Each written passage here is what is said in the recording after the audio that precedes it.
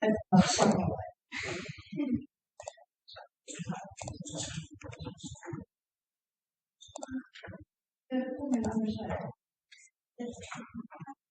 good morning, everyone. Welcome back after the time off.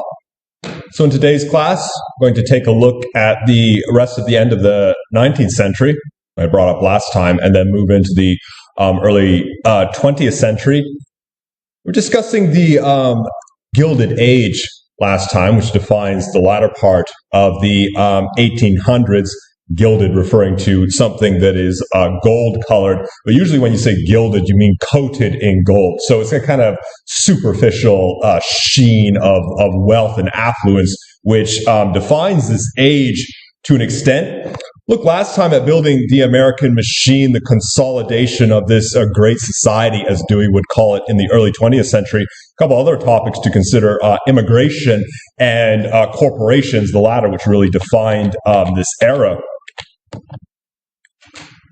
So I say there, the flow of immigrants into America became a tidal wave after 1874, exceeding the number of people who had come to America during the entire period since the European invasion began. So that's a very important point. You had millions of people flooding into the United States after the Civil War period, reaching 13 million just from the period from the end of the Civil War to 1900, then millions more prior to the start of World War I. And this radically changed the demographics of the country because the numbers far exceeded the number of people who had been there previously. So just a swelling population. I say there, the majority still came from northern and western Europe. Those had originally been the strongholds for immigration into the United States, primarily because they were Protestant. I mean, that was essentially the reason why those were the immigrants who were welcome, but you also had Irish immigrants as well. Now, those were still the main areas, but you had many more as well, especially from Eastern Europe, for instance, and also Italy, too, from the Mediterranean region, moving in to America at this time.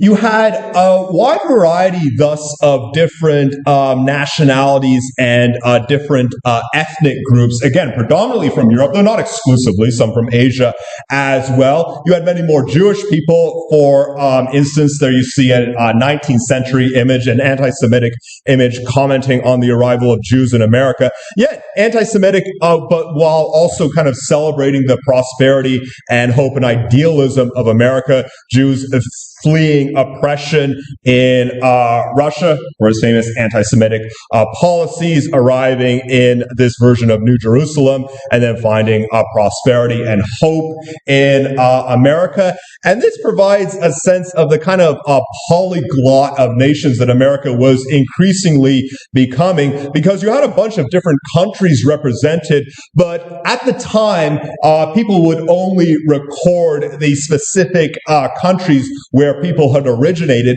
But keep in mind, you had countries like the Russian Empire, the German Empire, the Austro-Hungarian Empire. There were a lot of different ethnicities within those places. So it wasn't really giving you a representative sample of just how heterogeneous the population was becoming. So too with Irish people. They were counted as being part of the British Empire. If you stop and think about it, Irish people are not English people. They're not interchangeable with them, even though they're being counted as such. So the heterogeneity of America was increasing at this time.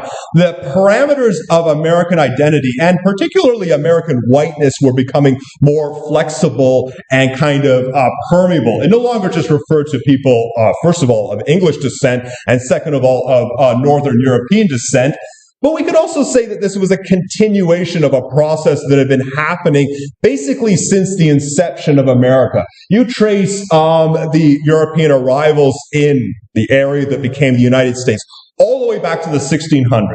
Yes, the majority of people were coming from England initially, but recall what I said before. It wasn't just a unified version of the English people. You had different types and different classes and different groups of people. Originally, you had the Puritans, for instance, in New England. You had different people into the southern area. You had some people who came as wealthy landowners, and you had other people who were indentured servants. So this kind of diversity had always been there, even when we were talking about one specific nation, but it was just increasing more and more over time. And thus, America, or American, was really becoming its own distinct ethnic group, as it is today. People, of course, talk about their ancestry, their background, but typically it only takes about a generation for people to just self-identify as being American. It becomes a national identity unto itself, and the tendency of people also to change their last names, which is a long-standing American practice, to make them sound, quote, more American. That was also something that grew up around this time, as people would discard the Polish-sounding last name, even the Jewish-sounding last name, and just give themselves a kind of Anglo-Saxon variation. There's also the tendency of passing among African Americans as well, which dates back all the way to the days of slavery, but was prominent as well in the late 19th century and early 20th century. That was essentially where African American people would leave their families, their communities, and pass as white in American society. So they basically enter into the mainstream of American culture that saw more prominence at this time too. In addition to the sheer increase in numbers, the general character of immigration was changing. Previously, how did people come to America? Well, some people came voluntarily, but a huge number of people did not come voluntarily. That was the story of how the United States originally gained its population. There were people who were abducted, people who were abducted in slavery or as servants, people who were in some cases coerced. You also had, I mentioned before, the waves of Irish immigrants. I mean, to what extent were they coming voluntarily when they were fleeing from a devastating famine in Ireland? So there was just a lot of kind of brute necessity and coercion that was building up the numbers in the United States. A bit of a different character towards the latter part of the 1800s. You had more people coming voluntarily, making the decision consciously to leave their homes, seeking the proverbial better life. Often, though not exclusively, young men looking for work who had heard stories about how much better the conditions were in America as opposed to where they lived. Instead of just being brought as pieces of property, they often paid for their own passage, so that was different from slaves, but also different from the indentured servants who did not have money to pay for their own passage, but these people would actually be able to pay their own way. They came to work in urban and industrial sectors, so these were waves of immigrants coming into city centers to work in factories. Usually, again, different from the past pre-industrial era, it's people basically coming for agricultural work, and they traveled by steamship because steamships were becoming more and more of a thing, especially between the 1850s and 1870s, as opposed to traveling on sailing ships. So that would be a safer and a faster journey, more comfortable journey, although, of course, that's a relative term at this time. And finally, we should talk about corporations, because we discussed today corporate America, and that's become one of the ways of defining American national identity. Well, you'd have to say the Gilded Age was the great age of the American corporation. This is where you see the explosion of the giant business tycoons and also the massive monopolistic corporations, which still hold tremendous sway in American society today. Was the age of the robber baron, as people would say. And note the combination of terms there: robber, someone who steals things, and a baron, an aristocrat, baron like a duke or something like that. Well, they became the people who really defined the Gilded Age in America.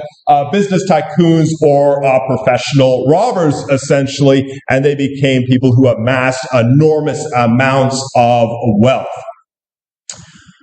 On one side, you could see the Gilded Age as a betrayal of the potential of American democracy, because really, with corporate life, this became the age of rampant profiteering, the reduction of everything to the acquisition of wealth, material luxuries, mentioned previously, the development of the machine-like apparatus of American society. Now, from the perspective of someone like Emerson, or even John Dewey, writing a little bit later, looking back on this period, you could say that the pioneering heritage of America had been betrayed, because instead of the celebration of the individual working independently out on the frontier, instead you had the emergence of this giant mechanistic network across American society, all of it channeled towards the acquisition of money.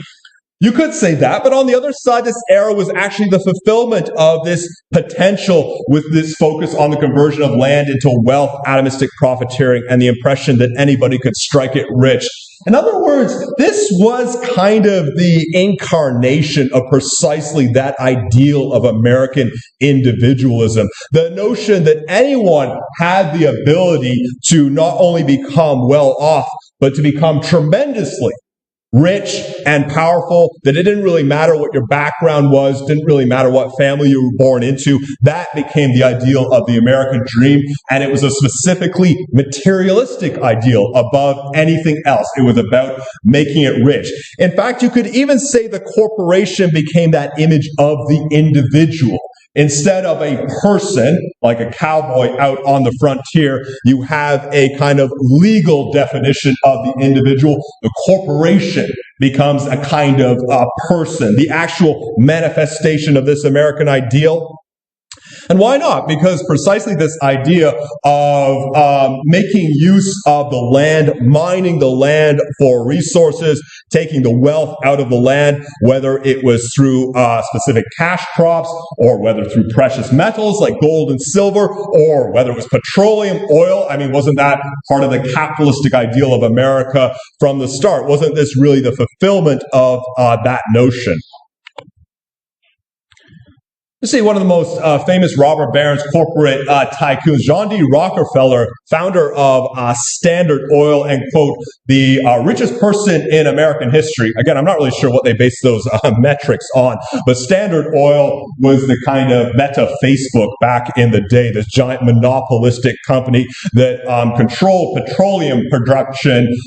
During the era of industrialization, petroleum is tremendously lucrative, and also controlled various other aspects of American infrastructure, including the railroad. To say there, the emergence of the American corporation, encapsulating the drive for profit and also a general indifference to individual. Corporations are forces that transform society and yet operate within the logic of conformism and the preservation of the status quo. That, I think, kind of defines the notion of a corporation, other than the mere focus on brass tacks, the bottom line of making money. Corporations are these kinds of revolutionary institutions that move society forward through innovation and through making things more efficient. And yet they're always, it seems, caught up in the preservation of political and social stability. Even when they participate in dissident or subversive narratives, their main focus is always on continuity and stability, because you need that in a society to operate in an efficient manner. So you think about the mega corporations that exist today in the digital era, companies like Apple, Google, Meta, Facebook, Amazon, companies like that, they are revolutionary in the sense of innovating production, innovating the distribution of information and resources, but in terms of their actual principles and ideology, they're always they are always promoting, I would say, the status quo, the preservation of the current political order. The drive for profit and a general indifference to individual people. When corporations reach a certain level of productivity, they have that kind of veneer of invulnerability about them, which is not true, because corporations do get broken up. Even Standard Oil, due to its monopolistic practices, would eventually get broken up into smaller companies. But when corporations get big enough, there's this kind of sense that they are thoroughly indifferent to the people who work for them or who are involved involved with them. Now, that's not to say that nobody ever benefits from them. You might have the sense of a corporation, like a casino, this giant company that, wants to break your will, wants to kind of grind you into the ground, is, hell-bent on defeating you. But the reality is actually a little bit different from that. A true corporation doesn't give a damn what happens to you. It doesn't matter whether you win or lose via the corporation. It's like trying to beat the casino or something, right? Oh, I won, however much money, $100,000 today. A true casino says, so what? We'll get it all back tomorrow, right? So it doesn't make a difference. A corporation, it's this idea where, yes, you can become rich through them. You can also become poor through them, but it's just a giant machine that just kind of reduces everything to the same level. Now you see the sway of corporations. There's a political image from the late 19th century with these various trusts which kind of loom over the workings of American government. Steel Beam Trust, Copper Trust, Standard Oil Trust, Iron Trust, Sugar Trust, coal, all of these different things, various resources, various goods that are valuable to everybody and are concentrated increasingly in the hands of a small elite group of people. And I say there, corporations tend to turn everything into a model of themselves. That's what we see when we have the corporatization of various public institutions, whether we're talking about the healthcare system, the educational system, universities. In America, for instance, the corporate model is basically a model of an institution reduced to the same level of functionality. And of course, the drive for profit stands at the heart of it. And they also have the ability to turn politics into just a model of themselves. And thus, what you see in the late 19th century is this disturbing merger between brass knuckle business and shady politics. That's kind of what defined the latter part of the 1800s in America. So the ruthless, cutthroat business practices of corporations, which in their monopolistic way try to crush and destroy all competition in their path. Giant monopoly does not actually want real competition. No, it just wants to own everything. And in many cases, the process of operating as a monopoly is just reduced to buying out other companies. Again, Facebook is an example of that. A company like Instagram emerges as a potential threat to Facebook. Just buy Instagram. WhatsApp emerges as a new company that's maybe a threat to Facebook. What does Mark Zuckerberg do? He just buys WhatsApp instead. That's basically the model, just reducing everything to this larger umbrella. And then shady politics as well, which really defined the latter part of the 1800s. The idea of American democracy as a positive ideal seemed to have died with Abraham Lincoln when he was shot. You had a series of what we might describe nondescript, forgettable U.S. presidents subsequently, and a lot of cronyism, corruption, the kind of sense of corporations working hand in hand with American politics, corporate leaders actually running the country behind the scenes. That's the Gilded Age, latter part of the 19th century. Any questions about that before we look at the early 20th century?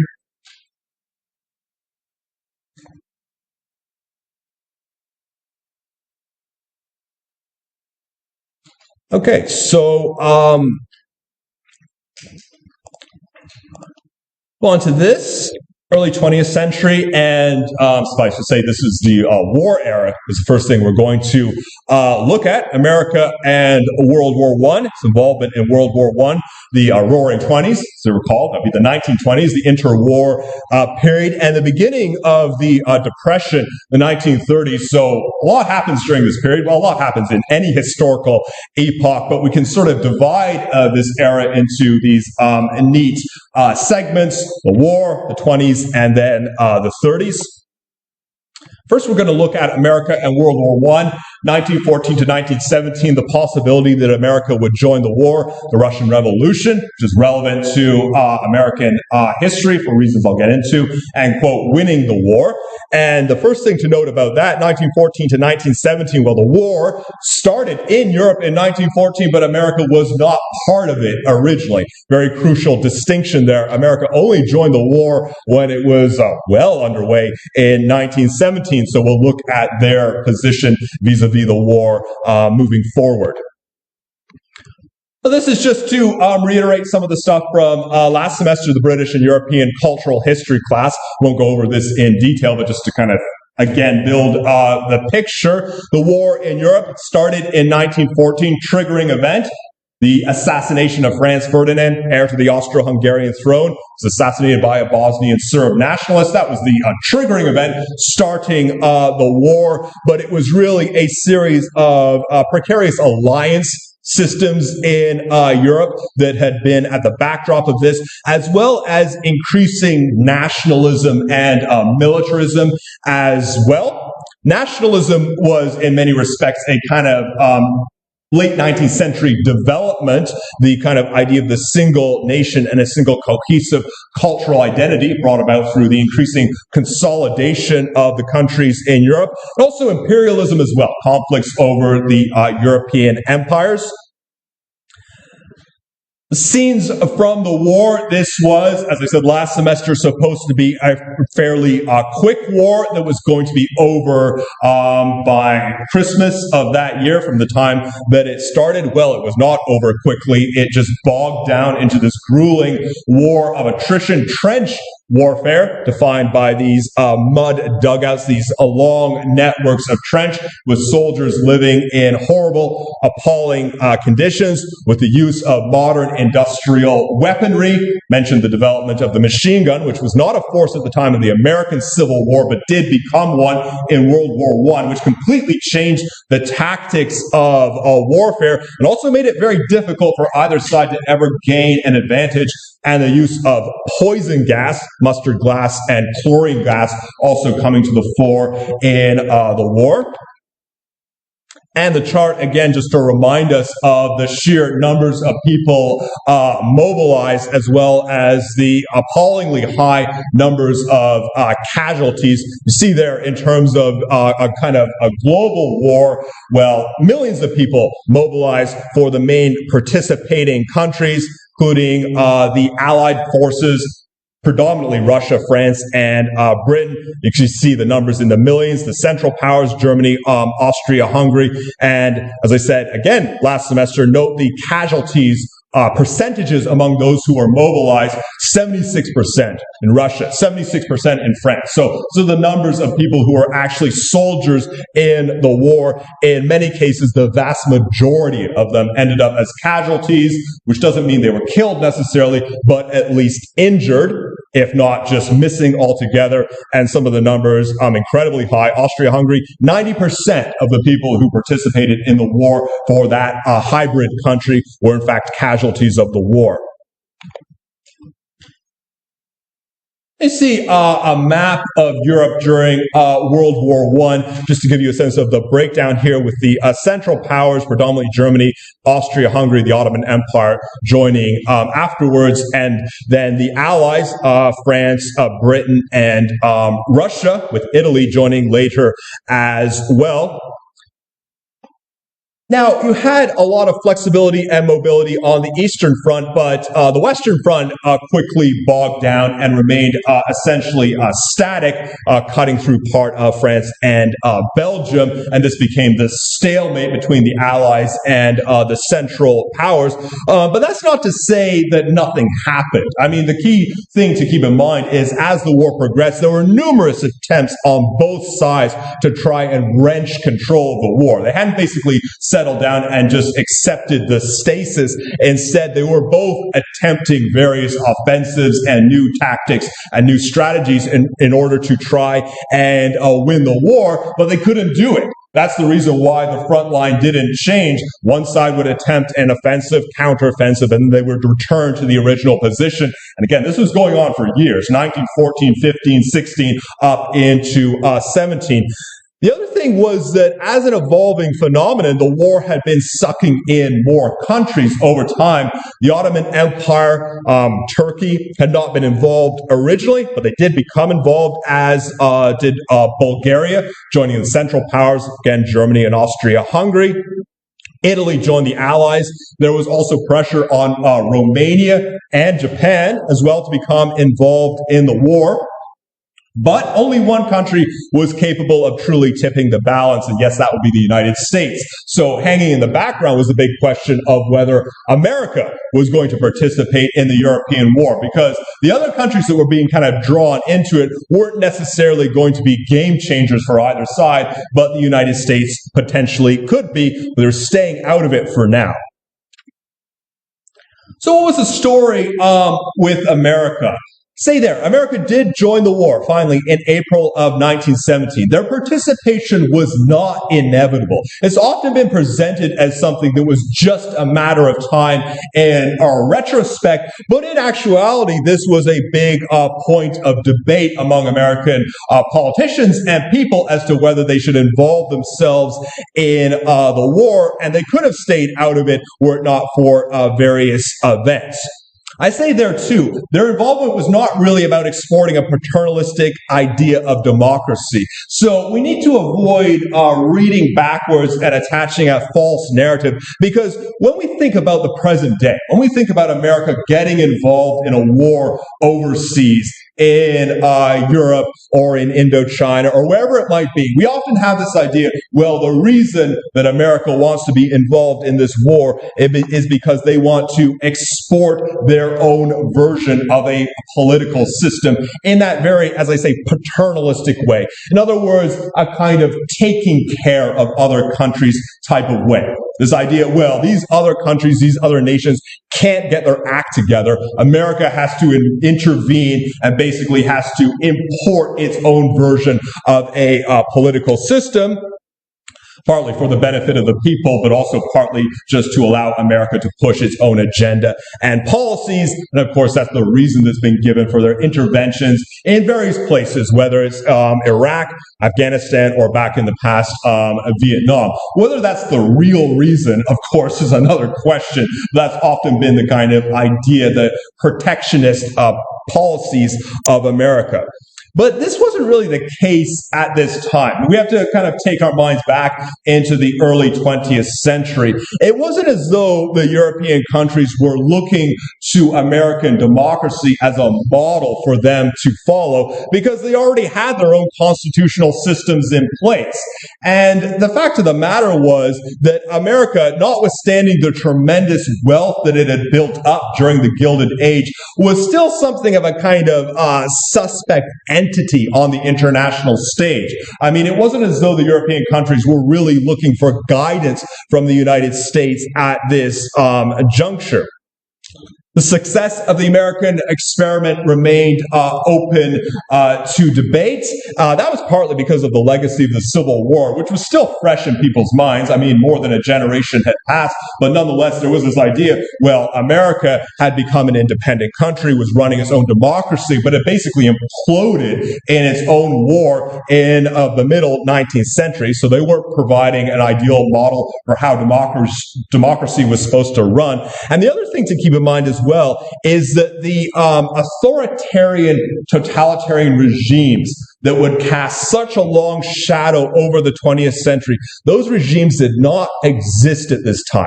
Communism and fascism, which would become these totalitarian forces in the 20th century, well, not really in 1970, not yet. They weren't perceived as big threats. Instead, you had these monarchies in Europe, as I said, with their own constitutional system. So it wasn't as though anyone was really eager for America to provide a political model on how to solve the conflict.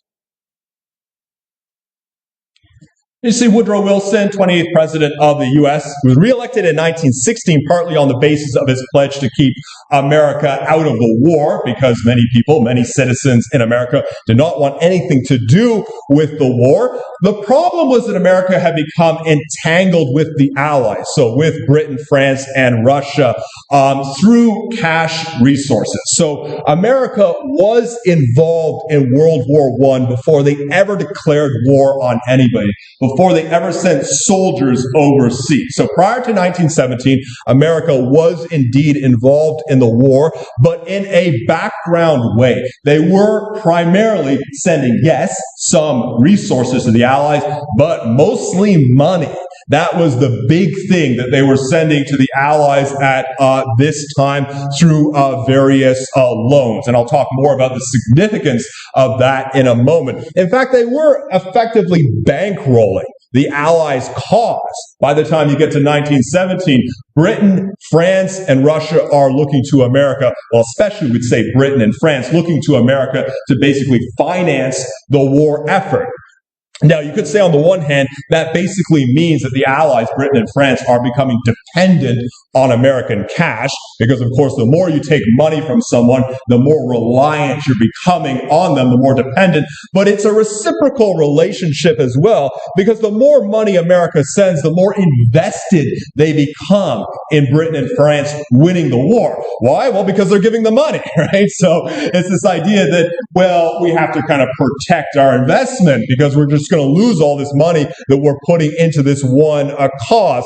So that was really where the entanglement was occurring. It was basically through the financing that was going on. Other issues were somewhat peripheral concerns. Yes, America was allied with Britain because of the shared cultural heritage, history, shared language, but that wasn't really enough of a reason for America to join the war, because War of Independence back in the late 1700s, I mean, that's a thing of the past when we get here. We're well over 100 years after that. America's its own place, its own country. It's not going to get involved in a war just for the sake of helping Britain. And there were plenty of people, German Americans, for instance, who spoke from the other perspective, because there was a big ethnic German population in the United States. So that was a little bit more of an ambiguous thing.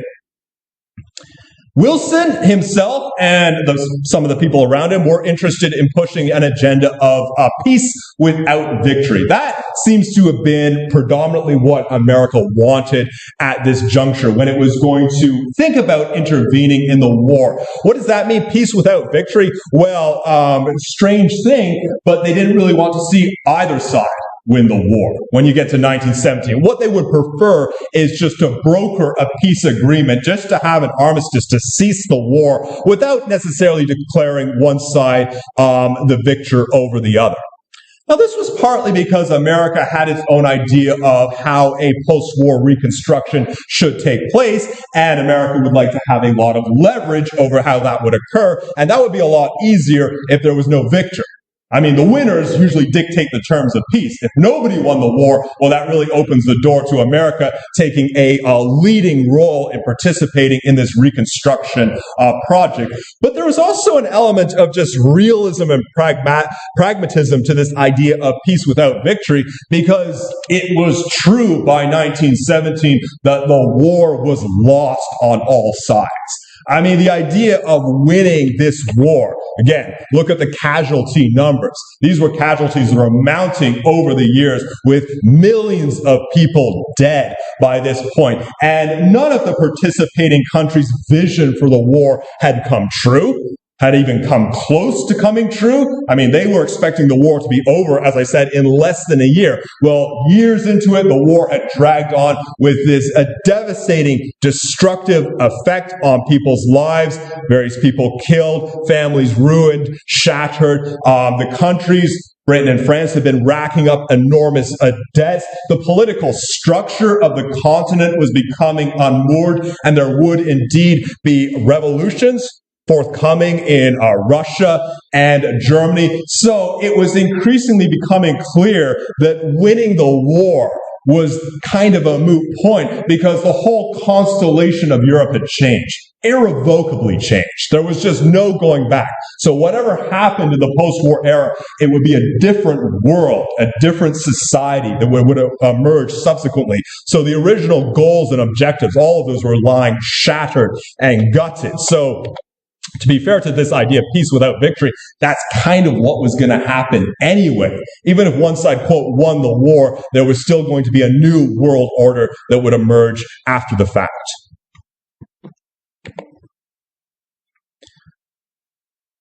So America did actually get involved in the war in the sense of declaring war on the Central Powers, going to war with Germany. Yes, sending soldiers and troops, not eagerly necessarily, but they did end up doing it. So why did they do that? Well, it was probably due to the increasingly aggressive stance of Germany against America.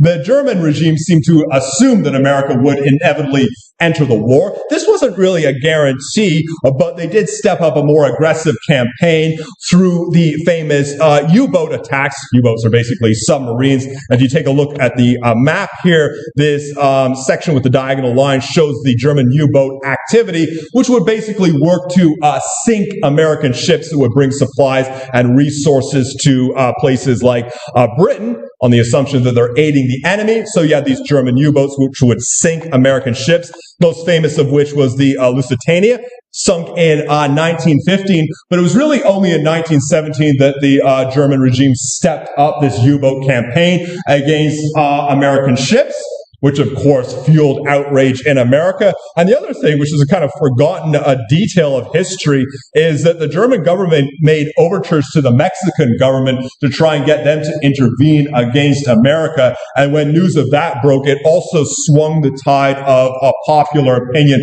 towards America, the United States making a formal declaration to actually enter into the war, which, as I said, they finally did in 1917. Right around the time that America entered the war, something very big happened in the East, which would change the direction of European history and would also have profound impact on American history over the course of the 20th century. As I said, the revolutionary overthrow of the governments participating in the war was becoming more and more of a possibility as the war dragged on, and it was kind of becoming a question of where would that occur. Well, one of the places that occurred was in Russia, so one of the Allied forces. Facing internal pressures and disasters on the battlefield, Tsar Nicholas II of Russia abdicated in March 1917. So no, right around the time America enters the war, with power passing to a provisional government. The Tsar of Russia, the monarch, was basically running an authoritarian single party, or you'd say single person state at the time. So this was quite an autocratic regime. Again, one of the forgotten details of history was that this was not the Russian Revolution as such, or at least not in its complete form, but rather just the first phase of it, with the ruler, the monarch, stepping down, abdicating authority. And initially there was this provisional government that came to power in Russia. And interestingly, from America's standpoint, the abdication of the Tsar could be seen as a good thing. Why? Well, because this new government seemed to be overtly democratic and republican in its ideals. The presence of Russia was actually another factor that might have kept America out of the war for a while. Because if Britain and France seemed to be countries that were similar to America in terms of its ideology, well, Russia was totally different. I mean, Russia was not planning to run any kind of democratic or republican society. Yeah, they had a monarchy. They had this kind of absolute power concentrated in the hands of a monarch. They had much in the way of limitations and restrictions on individual freedom. But a new government that came to power introduced all sorts of civil liberties that had not existed previously. They lifted a lot of the bans on freedom of expression, freedom of gathering and movement. They made steps to end the concerted persecution of minorities within the Russian Empire, including Jewish people. There was a feminist dimension to the new government that came to power, with the desire to include women in the workings of the government. So you can see from America's perspective, there's this idea, well, great. You know, this is a step in the right direction. This is the right time to actually enter into the war. Well, the democratic experiment in Russia didn't last, and that actually became the story of the Russian Revolution. First of all, the abdication of the Tsar, but second of all, just months later, in October of 1917, the destruction of the provisional government as Vladimir Lenin's Bolsheviks, communists, ousted the provisional government, basically seizing power in Russia, which led to quite a stark transition. The Bolsheviks, the Soviets, were actually a kind of a splinter group within the provisional government, but they wanted to basically craft their own version of the Russian Revolution. And so this was the transition that occurred, which, as I said, would have consequences not only for Europe, but also for America. So let's take a break now, come back in 10 minutes and look at the rest of the material.